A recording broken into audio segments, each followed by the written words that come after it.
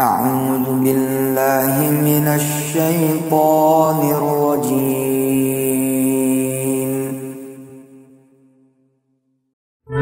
Alhamdulillah. Assalamualaikum warahmatullahi wabarakatuh. Waalaikumsalam warahmatullahi wabarakatuh.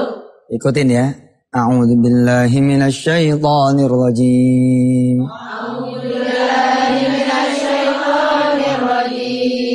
Aqimis salata lidulukis syamsi ila ghasaqil laili wa qur'anal fajr inna qur'anal fajri kana mashhuda. Beda tuh Bu, sholat malam ya sama sholat siang beda. Sholat pagi sampai sore sama sholat subuh beda. Sholat subuh itu dilihat langsung. Walaupun tentu saja semua hal dilihat oleh Allah, tapi maksudnya sholat subuh itu benar-benar disaksikan oleh Allah dan para malaikatnya. Karena itu ganjarannya juga beda. Di antaranya ganjaran orang-orang yang sholat subuh, apalagi dia berjamaah, faka'annama qama lailah. Seakan-akan dia sholat sepanjang malam. Masya Allah. Hari ini kita akan belajar nih tentang ya seputar sholat subuh bersama narasumber kita. Ada yang lihat ini nggak? Waalaikumsalam. Apa sih? Oh camping deh. Iya, saya habis dari sini. Saya mau langsung ke masjid nginep biar nggak kesiangan sholat subuh. Masya Allah, hebat. Iya Pak Ustadz, karena kan 2 rakaatnya sebelum subuh aja itu lebih baik dari seluruh bumi dan isinya. Iya benar. Itu sunatnya gimana sholat subuhnya Pak Ustadz? Benar. Pas Pak Ustadz. Ya. Tema kita malam ini juga itu. Tentang keutamaan dan keajaiban sholat subuh. Siap. Nah Pak Ustadz, Denny mau nyapa dulu Pak Ustadz ya. Siap. Nah, Assalamualaikum warahmatullahi wabarakatuh. Apa kabar ibu-ibu semua sehat? Alhamdulillah. Mudah-mudahan pemirsa di rumah juga selalu sehat dan ada dalam lindungan Allah Subhanahu wa taala. Amin. Nah, Pak Ustadz, kita masuk item baru kita. Okay. Assalamualaikum Ji. Oke, dari pemirsa. Dari yang ada di sini. Oh, yang ada di studio. Okay. Siapa nih siapa? Kita kasih waktu, dipersilakan. Ya, silakan. Assalamualaikum Ji. Waalaikumsalam. Lemes amat. Nama saya Haja Heni dari Muslimat Mataul Anwar, Krukut, Jakarta Barat. Yang ingin saya tanyakan, sholat sunat fajar itu dikerjakan sebelum azan subuh atau sebelum atau sesudah azan subuh? Ya. Sesudah azan subuh. Itu aja yang ingin saya tanyakan. Itu aja juga jawabannya. Oh jadi sesudah azan Mas Ustadz ya? Sesudah azan. Kalau sebelum azan tuh masih ada sholat malam kan. Qiyamul lail, tahajud apa masih bisa sebelum azan. Kayak witir lah. Witir. Itu banyak loh amalan-amalan menjelang subuh tuh. Itu amalan-amalan sebelum subuh itu rata-rata bawa kekayaan, bawa kesejahteraan, bawa kepada kecukupan. Coba aja ya, pemirsa yang pada ngerasa susah, miskin, jauh sama duit, jauh sama kerjaan, jauh sama proyek yang bersih, lurus, lempeng. Coba jajal bener jajal. 40 pagi jangan sampai ketinggalan sholat malam, sholat subuhnya, coba jajal. Rasain bedanya di hari ke-41. Bener. Beda. Nah sekarang kita akan ngobrol-ngobrol juga sama tamu kita yang pertama. Siapa ini? Seorang mualaf juga Pak Ustadz, mantan mualaf. Jadi dia ustazah sekarang. Kita undang Ustazah Irena. Iya benar, Irena. Guru kita itu ya. Ini dia tamu kita yang pertama. Ibu-ibu. Ustaz gimana? Alhamdulillah sehat. Baik-baik semua. Iya, Ibu Ustazah. Adem mukanya Ustazah. Tenang. Iya.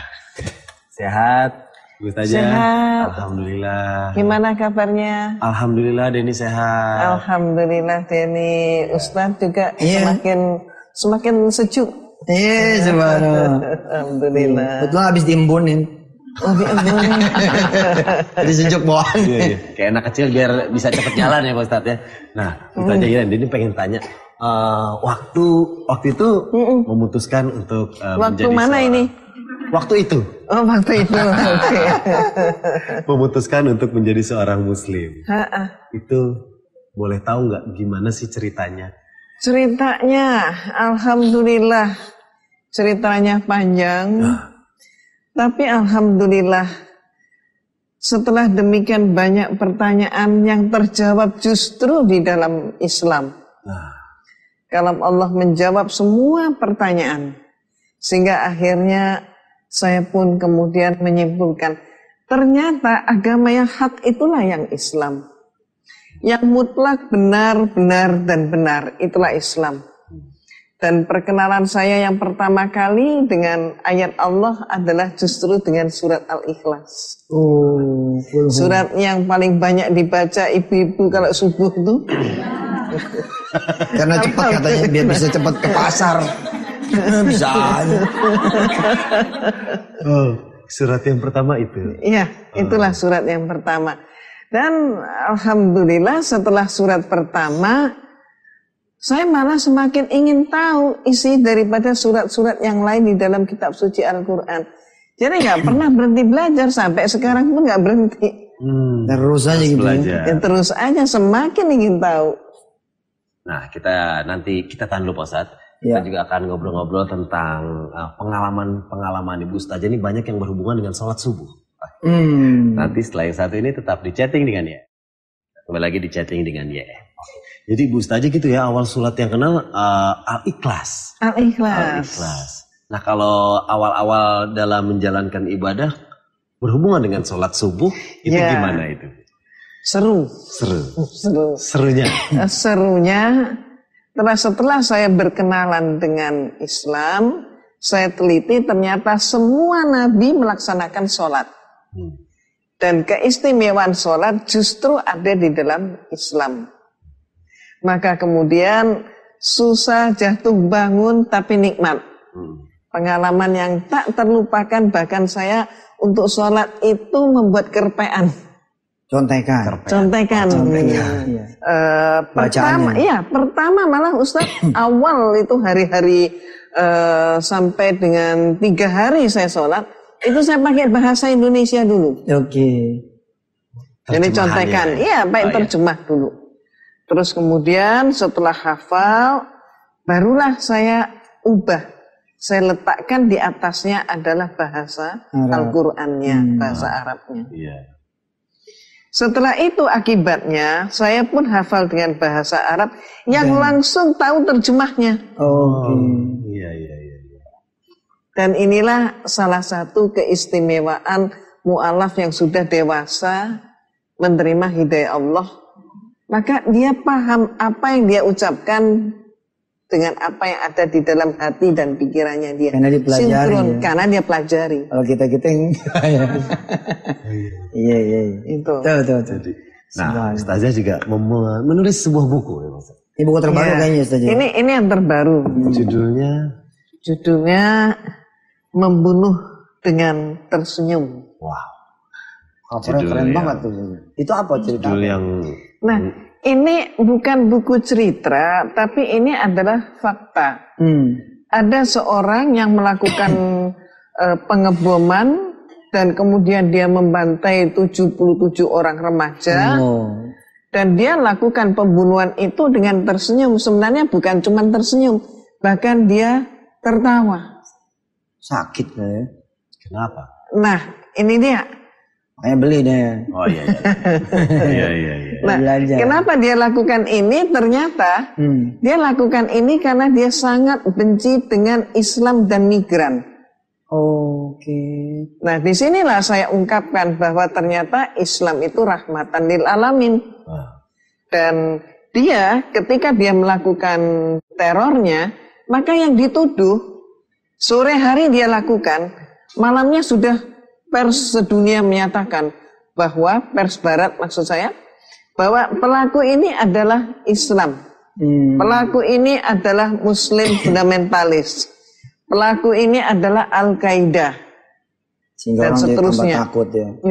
Dan alhamdulillah setelah 3 hari muncullah pemberitaan resmi dari pemerintah Norwegia bahwa pelaku ini namanya adalah Anders Behring Breivik yang agamanya bukan Islam.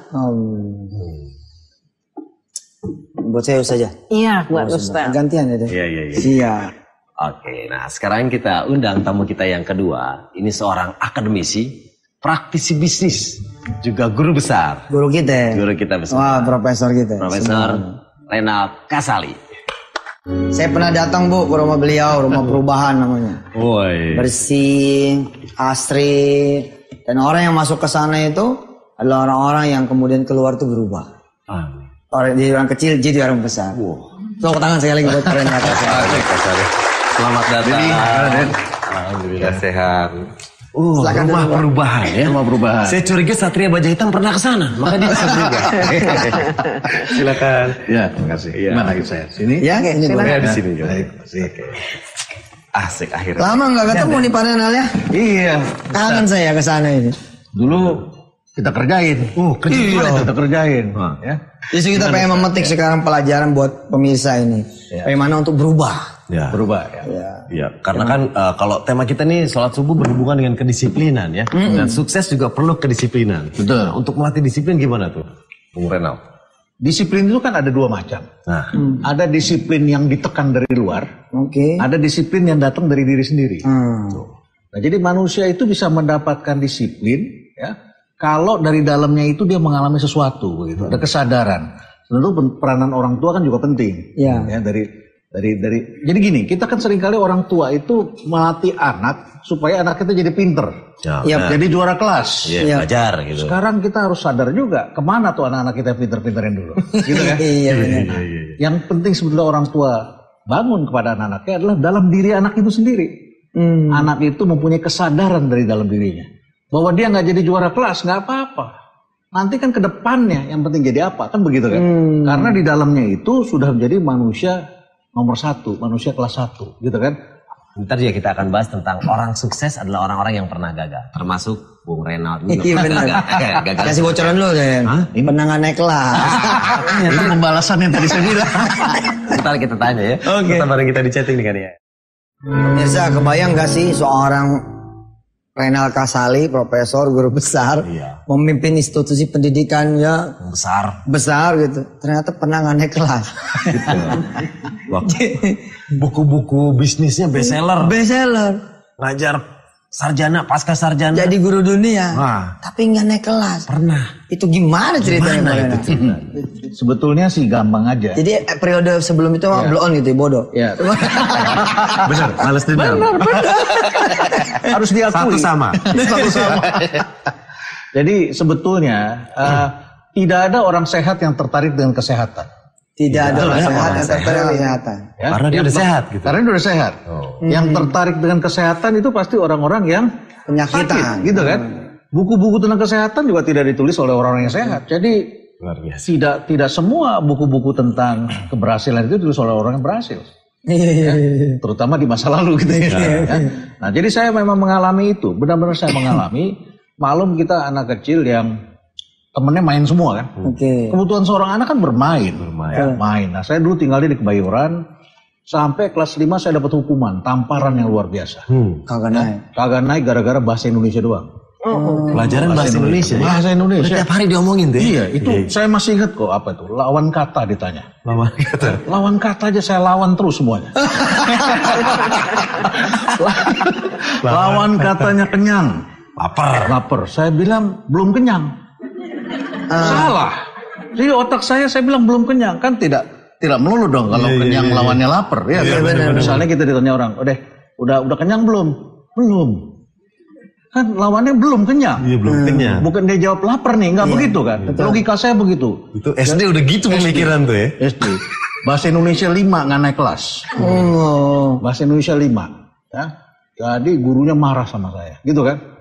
Marah sama saya. Tapi di situ saya seperti ditampar. Jadi malunya minta ampun. Rasa malu. Nah itu ada pukulan. Jadi ada pukulan. Nah dari situ saya mulai merasa ini ada yang nggak beres.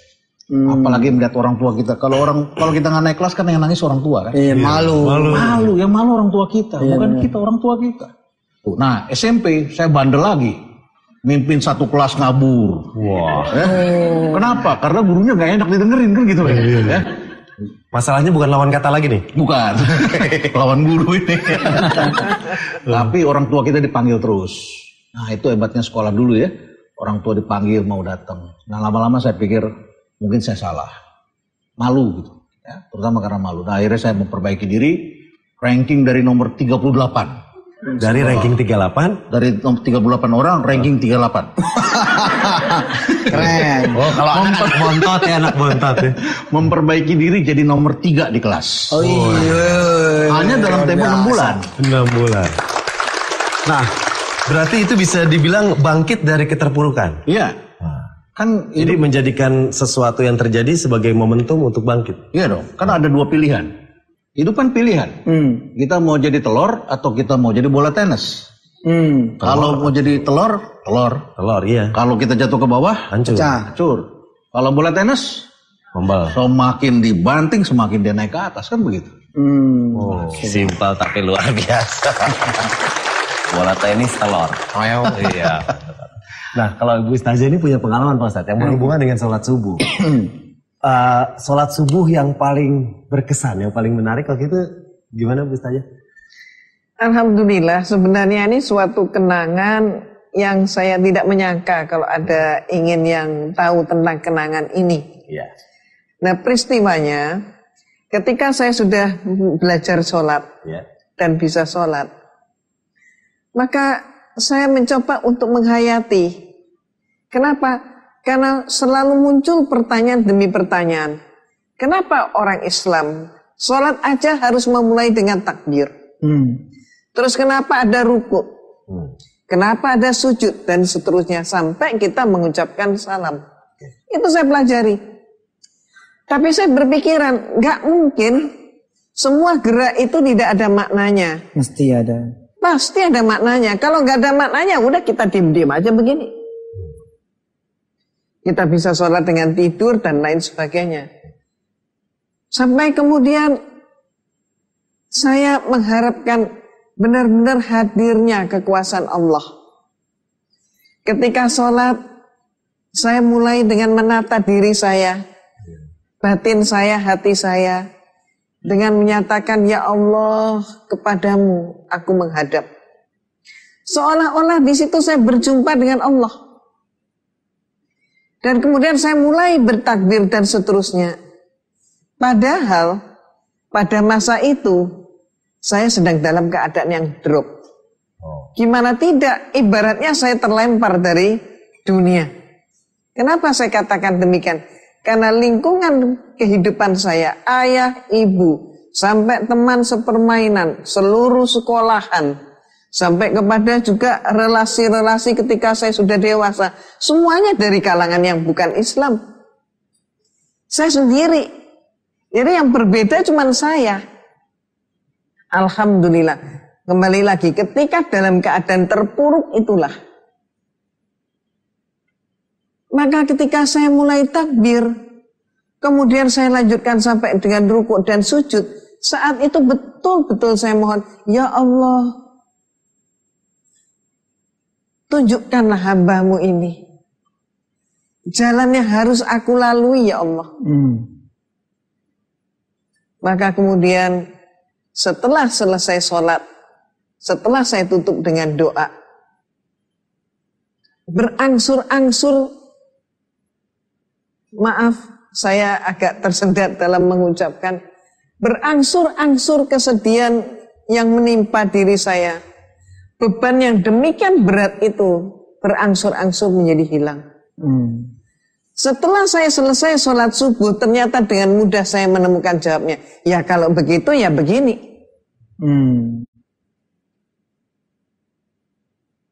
Nggak pernah kebayang. Tapi dengan sholat subuh yang itu, saya mendapatkan jawaban. Dan sejak saat itu saya tidak pernah lalai dari sholat. Kenapa? Karena saya merasakan nikmatnya sholat itu. Dan dapat kliknya. Nah kalau Pak Renal gimana Pak Renal? Masalah hubungan sholat dengan perubahan. Kan banyak orang bilang, gue sholat melulu, miskin terus. Kalau menurut saya ini kan semua disiplin kan. Kita tahan dulu Pak Ustadz, kita tahan. Ntar juga setelah ini kita akan Pak Renal cerita tentang kisah burung dan ayam. Itu seru. Ya. Oke, tetap balik kita di elang dan ayam. Tapi itu dulu pertanyaan aneh dulu. Iya, silakan. Ya di mana-mana kan kita disiplin kan. Ya. Kalau sudah disiplin pasti kita urus diri kita sendiri kan gitu. Ya, jadi ini juga ada hubungannya dengan elang. Ya kan. Elang itu juga disiplin. Kalau dia disiplin dia bisa terbang kan tinggi kan. Jadi melatih diri itu kan elang itu. Jadi kisah persahabatan elang dengan ayam sebetulnya itu bisa dibaca di buku dongeng. Kebetulan saya punya istri saya kelola itu kan rumah baca. Jadi suka lihat-lihat buku-buku dongeng apa ini. Rupanya banyak cerita itu persahabatan elang dengan burung ayam. Dengan ayam. Burung elang dengan ayam. Burung elang dengan ayam ya. Nah, rupanya ketika mereka bersahabat itu suatu ketika mereka terbang bersama, tapi ayam ini kan nggak bisa terbang. Elangnya itu terbang. Jadi akibatnya elangnya harus turun ke bawah, ngajakin si ayam terbang. Ayam itu cuma begini-begini aja. Kepek-kepek aja. Tapi lama-lama si elang ini bisa melatih. Ayamnya ikut terbang. Tapi baru terbang sedikit aja, ayam ini udah langsung bilang, perut gue mual. Mual nih. Mual. Dia bilang turun-turun, buru-buru turun. Nah dia turun. Sampai di bawah, akhirnya mampir di tempat itu ada kandang sapi. Sapinya makan enak, makan jagung segala macam situ ya, terus makan jagung. Terus dia lihat kok enak bener si sapi. Boleh ikut makan, boleh kata si sapi. Boleh ikut sapi. Nah si sapi itu kemudian lagi makan, dia makan aja sini. Kita banyak kok kelebihannya di sini. Ya, Tuhan kita baik, kita dikasih makan sebagainya. Si elang bilang, apa ada hidup kayak gitu? Kita dikasih rumah, dikasih makan, nggak usah harus kerja, dikasih ini, enak bener katanya. Si ayam tergiur. Nah itu mental ayam tuh begitu. Tergiur dengan kenikmatan gitu kan. Tergiur kenikmatan. Udah saya di sini aja deh. Saya capek terbang. Elang bilang, wah nggak begitu. Hidup tuh kerja keras, harus terbang tinggi kata si elang. Enggak, saya mau di sini aja. Ditinggalin sahabatnya. Elang terbang lagi kemana-mana begitu. Si ayam di situ. Si ayam di situ. Gue numpang di sini. Boleh kata si sapi itu kan. Dia numpang, dia makan. Lama-lama jadi gemuk. Suatu ketika dia dengar tuh. Ibu yang punya sapi bilang, kita mau makan ayam goreng. Ya. Nah panik lah si ayam gitu kan. Nah. Dia bilang, gimana kalau aneh ngabur aja dari sini gitu ya. Ngabur lah dia mau ngabur. Dia mau terbang. Nggak bisa, badannya udah kegemukan. Lemak semua karena gitu makan kan. Mulu. Nah karena makan mulu, dia lari nggak bisa. Dia cuma bisa begini-begini aja. Ngepak-ngepak aja, nggak bisa terbang. Apa akibatnya? Akibatnya dia udah dipotong. Jadi ayam goreng. Nah jadi persahabatan kedua itu mengisahkan tentang yang satu adalah ayam. Kalau kita dalam bahasa Inggris itu chicken gitu kan? Chicken ya, tahu ya chicken ya? Chicken itu simbolnya penakut, artinya penakut. Loser ya? Loser. Elang itu selalu terbang. Elang adalah simbol kerja keras. Nah ini yang saya bilang, biasanya jangan sampai kita punya kerjaan yang kerja sama kita isinya penakut semua. Orang yang udah mau enak aja. Nah, jadi kalau sekali lagi kalau misalnya ada orang yang bilang ini enak, jangan langsung kita bilang itu enak. Karena enak itu bisa membuat kita lumpuh. Membuat kita gampang dipotong orang. Kira-kira begitulah prinsipnya. Nah terus kaitan sama tadi, sama sholat menurut? Ya saya kira sih semua adalah disiplin. Ya. Nah kalau subuh itu saya kira itu saat yang baik buat siapapun juga. Ya, karena itu gelap. Manusia itu menurut saya punya sahabat yang paling dekat. Sahabat yang paling dekat itu adalah orang yang bisa dilihat di depan kaca. Ya kan? Dirinya sendiri kan? Pernahkah kita mengajak diri kita berbicara? Ya kan? Pernahkah kita mengajak diri kita berbicara? Kapan? Itu ketika lagi gelap, sepi gitu ya. Teduh begitu. Itu sebetulnya bagus sekali buat orang bicara. Dan sekaligus bicara dengan Allah. Saya kira itu adalah yang sama. Nah. Keren gitu. Elang dan ayam ya. Elang dan ayam. Nah kalau Ibu Ustazah punya sehari-hari kegiatannya di perkumpulan mu'alaf ya Bu ya? Bukan. Alhamdulillah saya karena merasakan jatuh bangun sebagai seorang mu'alaf. Saat ini saya sudah memiliki yayasan. Yang justru untuk membina mu'alaf. Dan sekaligus pembentengan iman dan akidah. Di mana ini lokasinya? Irena Center di Bekasi. Oh Bekasi. Ya insya Allah dengan memohon ridha Allah, saya akan juga mendirikan pondok pesantren mu'alaf perempuan. Di mana itu? Di Sentul. Di situ juga. Oh Sentul. Iya. Oke. Nah, insya Allah doanya Ustaz. Ya kita bantu insya Allah. Apa yang bisa kita bantu. Itu kegiatannya apa aja itu Ustaz? Pembinaan mu'alaf. Ya. Jadi karena misinya adalah membina mu'alaf dan sekaligus pembentengan iman dan akidah. Ya. Kalau pembinaan mu'alaf itu berarti kita membina sebelum mereka masuk Islam. Ya. Sampai mereka mengucapkan 2 kalimat syahadat dan seterusnya. Nah, Pak Ustadz, kita masih punya segmen favorit, segmen akhir, kita berdoa bersama. Juga nanti di segmen 5 kita akan tanya doa dari Ibunda Bung Renald Kasali. Iya, ada ya. Doanya simpel karena tapi selalu diucapkan ya. Simpel. Oke, tetap bareng kita di chatting nih kan ya.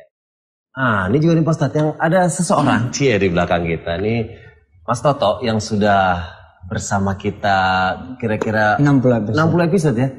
Mau pamit. Mas Toto bisa bergabung sama kita di sini. Nah, sedih juga kita ini. Sedih juga ya, kita dari awal ya. Iya. Mau pamit. Ini Mas, duduk dekat di samping Ustaz aja. Silakan Mas Toto. Silakan Mas Toto. Mau kemana nih Mas Toto?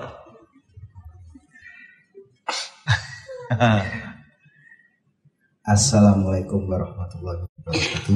Waalaikumsalam warahmatullahi wabarakatuh. Iya, mau kemana nggak tahu, belum tahu, hanya berjalan saja. Okay. Tapi tadi sangat senang sekali dan akhirnya dari 60 episode ini saya bisa duduk di sini sebagai didampingi.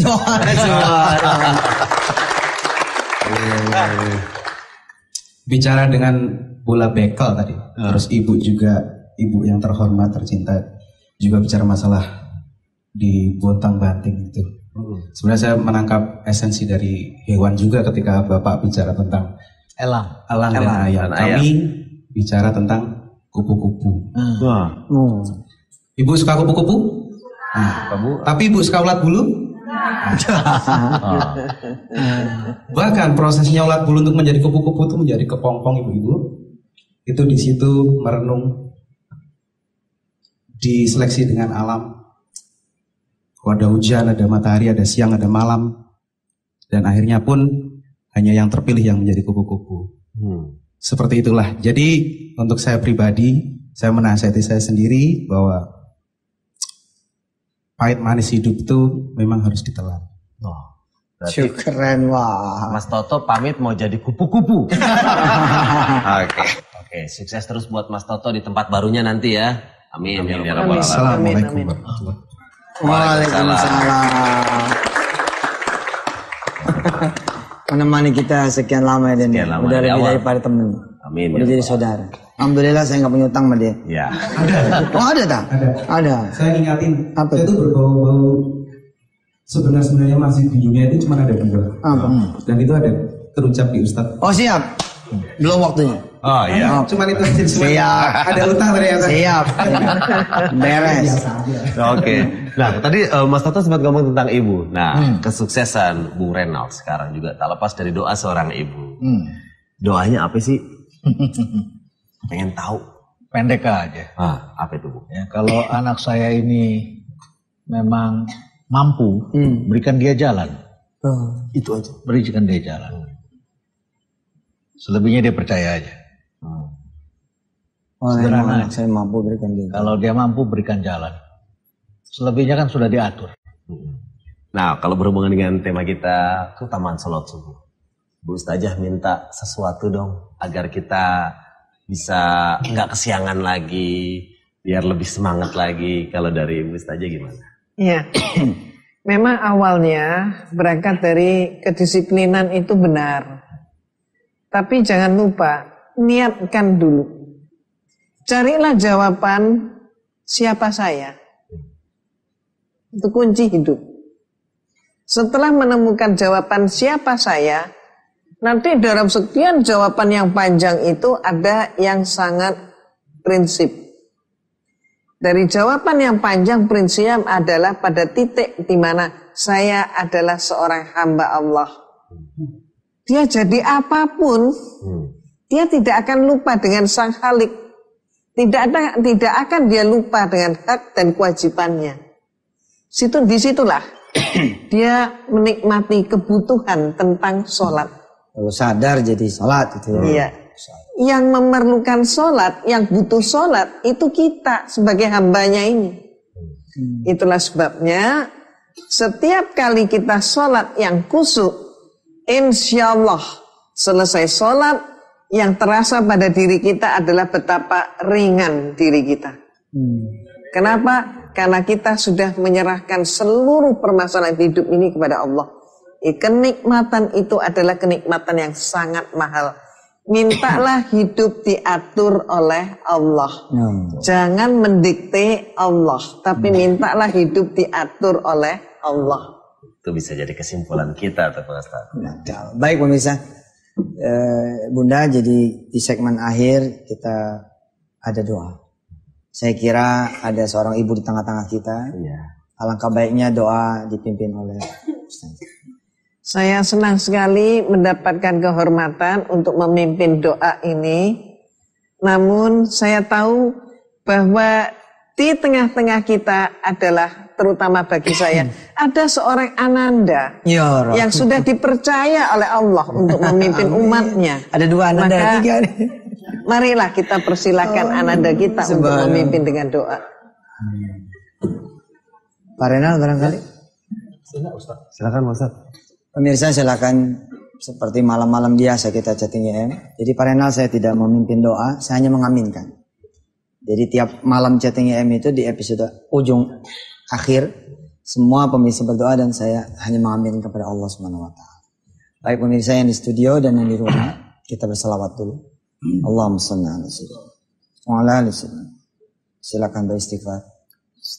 Astagfirullahaladzim. Silakan pemirsa berdoa. Untuk hajatnya, untuk masalahnya. Jangan lupa doakan orang sekelilingnya, terutama orang tua, ibu.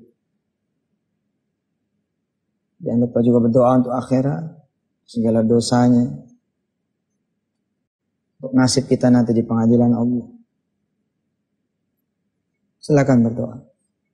Ya Allah, malam hari ini kembali Engkau saksikan kawan-kawan kami, saudara-saudara kami, sahabat-sahabat kami berdoa kepadamu ya Allah. Ada yang berdoa supaya hutangnya lunas. Ada yang berdoa supaya bisa sampai ke Baitullah. Ada yang berdoa udah rindu menjadi seorang istri. Ada yang kepengen segera memiliki istri. Ada yang senantiasa menangis ketika melihat bayi orang lain menangis. Kepengen merasakan menjadi seorang ibu. Pengen hadir seorang anak di tengah rumah tangganya. Ada yang kangen bener sholat dengan kaki, mencium sejadah dengan dahi. Karena barangkali Allah berikan penyakit buat dia. Tahunan pengen sembuh. Ada yang lagi susah ekonomi. Ada yang lagi sempit soal rezekinya. Bahkan kau mendengar apa yang tidak saya dengar. Kau mendengar semua doa apa yang diperdoakan oleh kawan-kawan kami. Sedangkan kau maha kuasa untuk mengabulkan. Ya Rabb, selama doa belum kau kabulkan, bahagiakan hati kami semua. Kau tidak pernah akan menyia-nyiakan doa hamba-hambamu yang percaya pada dirimu. Ya. Bahagiakan mereka semua bahwa doanya akan menjadi pengampunan buat dia. Apabila dia bersabar, engkau akan hadirkan kebaikan-kebaikan yang tidak dia minta. Apabila dia ridha, bila ia juga bersabar, maka engkau bahkan akan menghadiahkan penjagaan dari segala bala yang tidak juga dia minta perlindungan. Kau naikkan derajat dari setiap doa yang dipanjatkan kepadamu. Ya Allah Rahman Rahim, sekian lama kami berdoa padamu.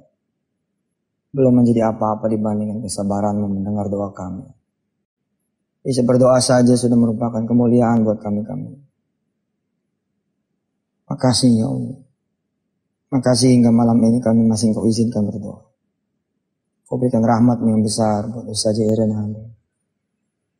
Buat Pak Renal Kasali, seluruh keluarga. Kau berikan buat Mas Toto Alki. Jalan yang lempeng di depan hari. Kau selamatkan kawan-kawan kami pulang ke rumahnya masing-masing. Kau izinkan kami melihat matahari pagi dalam keadaan kami salat subuh berjamaah ya Allah. Rabbana atim lana nurana waghfir lana innaka ala kulli syai'in qadir. Hasbunallahu ni'mal wakil, ni'mal maula wa ni'mal nasir. La haula wala quwwata illa billahil aliyyil azim. Wa sallallahu ala sayyidina Muhammad wa ala alihi. Walhamdulillahi rabbil alamin. Amin, amin ya rabbal alamin. Baik pemirsa, doa tadi menjadi penutup kita pada malam hari ini bisa chatting dengan YN. Terima kasih telah bersama kami selama 1 jam. Dan Denny juga mengucapkan terima kasih untuk semua jemaah yang telah hadir. Terima kasih, hati-hati di jalan. Terima kasih juga buat tamu-tamu kita, Ibu Ustazah Iran. Terima kasih Bapak Renal Kasari. Terima kasih. Salam buat teman-teman di rumah. Gembira buat semua yang gak naik kelas. Beres. Insya Allah. Bisa lebih sukses. Bisa lebih sukses. Baik, Tata Aget Enpen, terima kasih. Mas Toto, sehat selalu. Oke. Keep kontak ya. Oke. Saya Denny Cagur dan Bapak Ustadz Yusuf Mansur. Mohon pamit. Assalamualaikum warahmatullahi wabarakatuh. Waalaikumsalam.